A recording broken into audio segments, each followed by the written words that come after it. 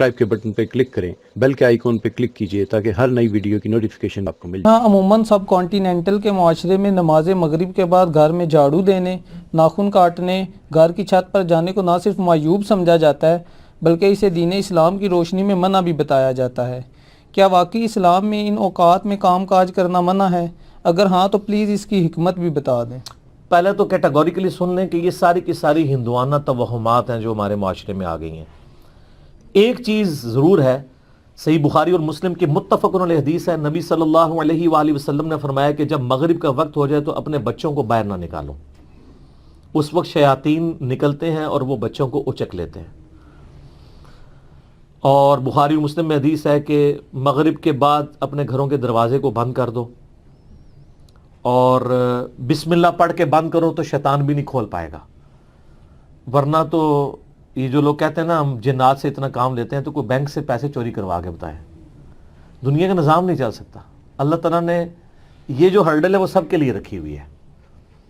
بخاری مسلم میں الفاظ ہیں، اپنے برتنوں کو ڈھانپ دو، خالی برتنوں کو الٹا کر دو اگر ڈھانپ نہیں سکتے، اور اگر بھرے ہوئے برتن ہیں اس کو ڈھانپنے کے لیے کوئی چیز نہ ملے تو بخاری مسلم کے الفاظ ہیں کوئی ایک تنکا ہی اس کے اوپر رکھ دو۔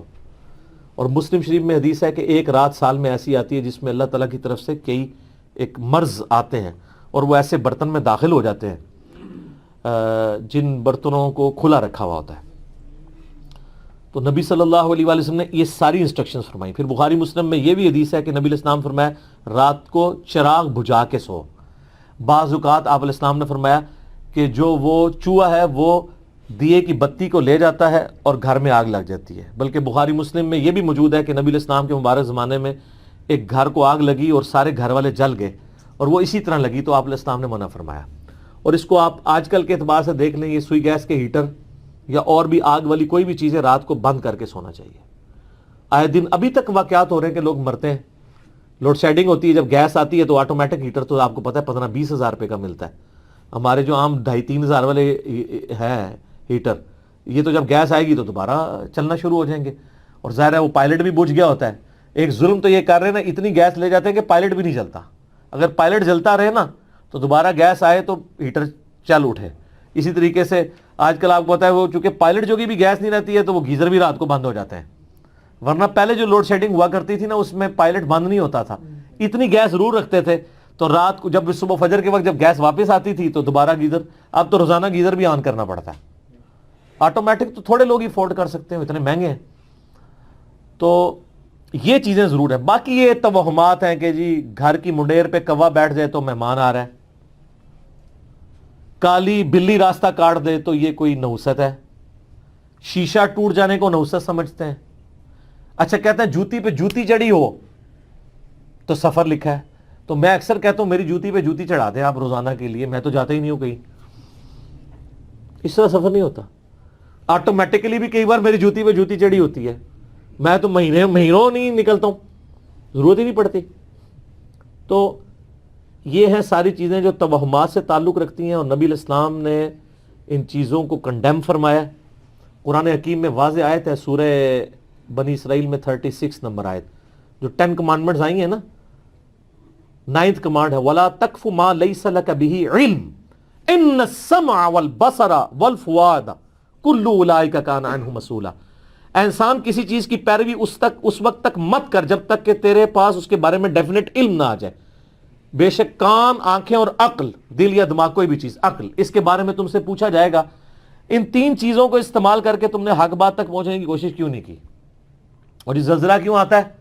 اور یہ ایک گائے نے ایک سینگ کے اوپر زمین اٹھا رکھی ہے، جب تھک جاتی ہے دوسرے پہ اٹھاتی ہے تو زلزلہ آ جاتا ہے۔ اب یہ توہمات ہیں، وہ کتنی بڑی گائے ہے، کدھر ہے، سب جھوٹ ہے۔ اسلام ان چیزوں کو نہیں مانتا۔ یا سائنس پروف کر دے مانیں گے، ایکوائرڈ نالج بھی ڈیفینیٹ ہے، ریویلڈ نالج بھی ڈیفینیٹ ہے، لیکن ایکوائرڈ نالج وہ جو یعنی سرٹیفائیڈ ہو تجربات سے۔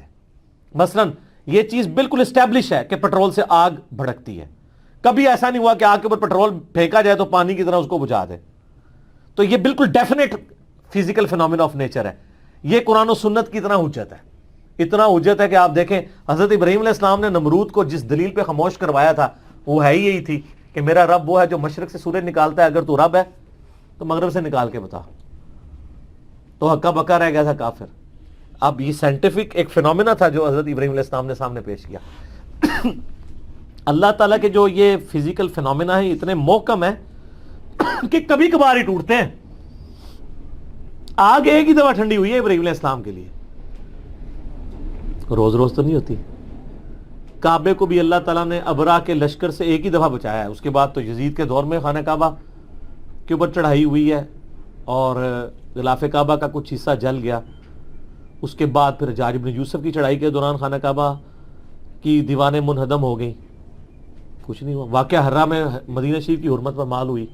دنیا بقدر ایفرٹ ہے. آپ لاکھ کہتے ہیں بزرگوں نے دنیا کا نظام سنبھالا ہوا ہے، کوئی فرق نہیں پڑتا.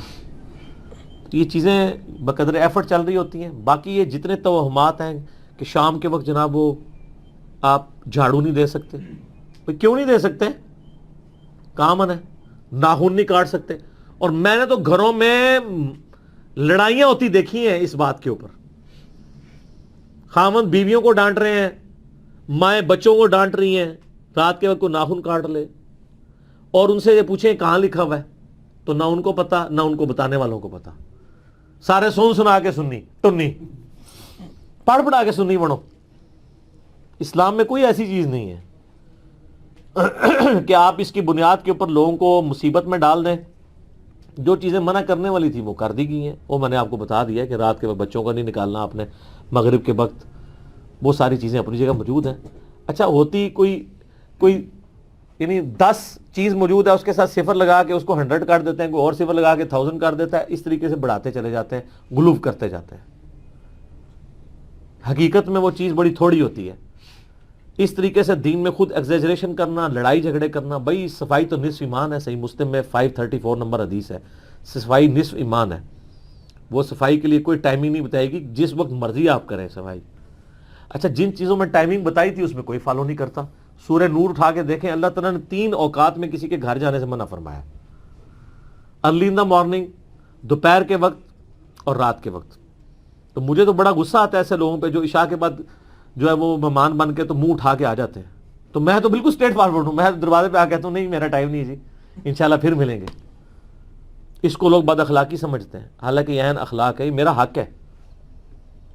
مس بیل نے بار بار دینا ایک بہت ہے. مجھے ضرورت ہوگی میں دوبارہ کال کر لوں گا، اگر نہیں کرنی 50 کے بعد بھی نہیں کروں گا. آپ کو کسی نے حق نہیں دیا کہ آپ میری زندگی میں انٹرفیئر کریں. بخاری مسلم میں حدیث ہے، نبی علیہ السلام فرمایا اگر کوئی کسی کے گھر میں جھانک رہے نا اور وہ آگے سے نیزہ مار کے اس کی آنکھ بھی نکال دینا، اس پہ کوئی قدغن نہیں ہے. آپ اسے بد اخلاقی سمجھیں گے کہ یار وہ جھانکنے سے کیا ہو گیا تھا، آنکھ نکال دی.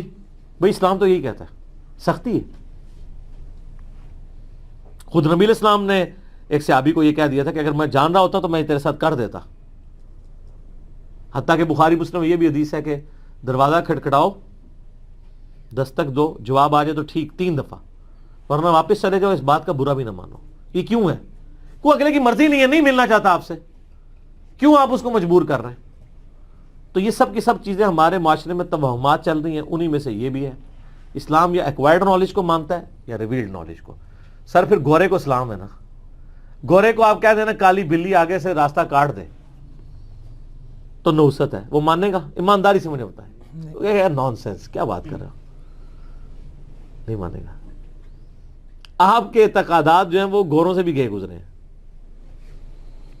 اور کر کے دیکھ لیں آپ، یہ جو آسٹریلیا کی ٹیم آپ کے ساتھ کر رہی ہے، ان کے آگے کہ کالی بلی پھینکے پھر تو انہوں 3 سینچری مارے گا وارنا. کچھ بھی نہیں ہونا. دنیا بقدر ایفرٹ ہے. اس طرح سے کچھ بھی نہیں ہونا. ساری کی ساری چیزیں توہمات ہیں. ٹھیک ہو گیا؟ لیے اگلا سوال ہے، کیا اسلام